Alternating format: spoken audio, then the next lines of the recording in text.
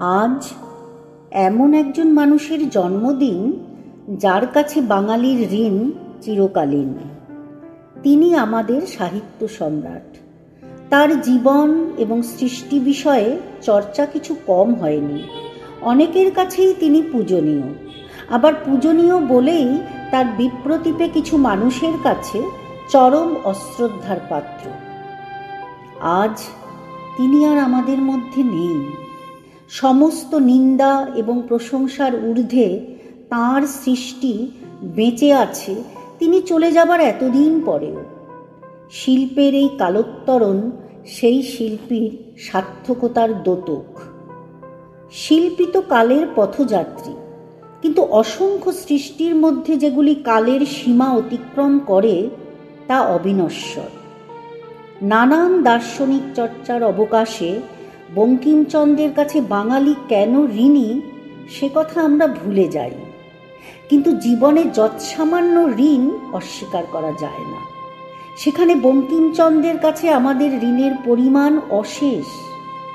তবু বাঙালি যখন তার নানান ত্রুটি বিষয়ে চুলচেরা বিশ্লেষণ করে নিজের শ্রেষ্ঠত্ব জাহির করে, তখন মনে হয় সৃষ্টিকর্তা সম্ভবত এই কতিপয় বাঙালিকে মানুষ করতে বিস্মৃত হয়েছিলেন।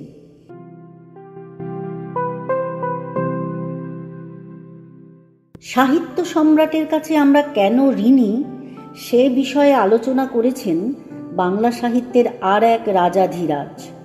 তখন তিনি শুধুই রবিবাবু। শিল্পের ক্ষেত্রে উচ্চ শিখর আরোহণের একটা সহজ পথ পূর্বসূরির গায়ে কাদা লেপন। সে পথ সহজগম্য হলেও পঙ্কিল। পরবর্তী সময়ে যিনি রাজ সিংহাসনে আরোহণ করবেন তার পক্ষে সেই পথ অনুসরণযোগ্য নয়। তাই সাধারণ মানুষ বিস্মৃত হলেও বঙ্কিমচন্দ্রের কাছে নিজের ঋণ তিনি স্বীকার করেছেন। সব ঋণ পরিশোধযোগ্য নয়, তা বিনম্র শ্রদ্ধা দিয়ে কেবল স্মরণ করা যায়। আজ সাহিত্য সম্রাটের জন্মদিনে স্মৃতি বিস্মৃতির অবকাশে শুধু আমার ঋণটুকু স্বীকার করি।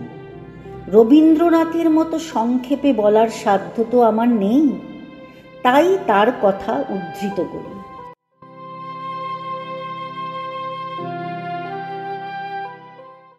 মাতৃভাষার বন্ধা দশা ঘুচাইয়া যিনি তাহাকে এমন গৌরবশালিনী করিয়া তুলিয়াছেন, তিনি বাঙালির যে কি মহৎ কি চিরস্থায়ী উপকার করিয়াছেন সে কথা যদি কাহাকেও বুঝাইবার আবশ্যক হয়, তবে তদপেক্ষা দুর্ভাগ্য আর কিছুই নাই। তৎপূর্বে বাংলাকে কেহ শ্রদ্ধা সহকারে দেখিত না। সংস্কৃত পণ্ডিতেরা তাহাকে গ্রাম্য এবং ইংরেজি পণ্ডিতেরা বর্বর জ্ঞান করিতেন। বাংলা ভাষায় যে কীর্তি উপার্জন করা যাইতে পারে সে কথা তাহাদের স্বপ্নের অগোচর ছিল।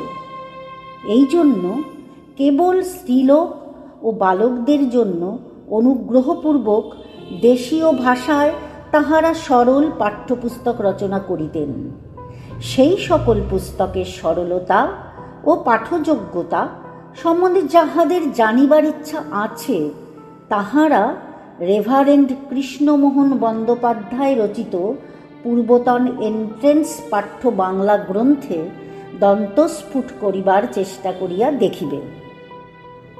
অসম্মানিত বঙ্গভাষাও তখন অত্যন্ত দীন মলিনভাবে কালযাপন করিত। তাহার মধ্যে যে কতটা সৌন্দর্য, কতটা মহিমা প্রচ্ছন্ন ছিল, তাহা তাহার দারিদ্র্য ভেদ করিয়া স্ফূর্তি পাইত না। যেখানে মাতৃভাষার এত অবহেলা, সেখানে মানব জীবনের শুষ্কতা, শূন্যতা, দৈন্য কেহই দূর করিতে পারে না।